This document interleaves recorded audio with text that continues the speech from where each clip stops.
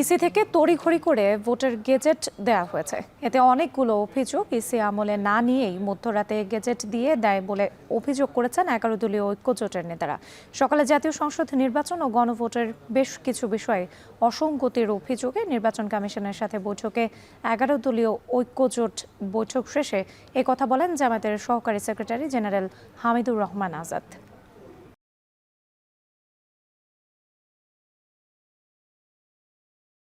এই যে বিষয়গুলো তড়িঘড়ি করে করা হয়েছে, অথচ 13 তারিখ সকালেই আমাদের ডেলিগেশন আসছিল, এনসিপির ডেলিগেশন আসছিল, তারা বলেছে আপনারা গেজেট প্রকাশ করবেন না, আমাদের এই কমপ্লেনগুলো আছে, পুনর্গণনা বিশেষ করে এই কয়টি আসন স্থগিত রেখেই পুনর্গণনার মধ্য দিয়ে স্বচ্ছতার সাথে আপনারা রেজাল্টটা দেন, তারপরে গেজেট দেন।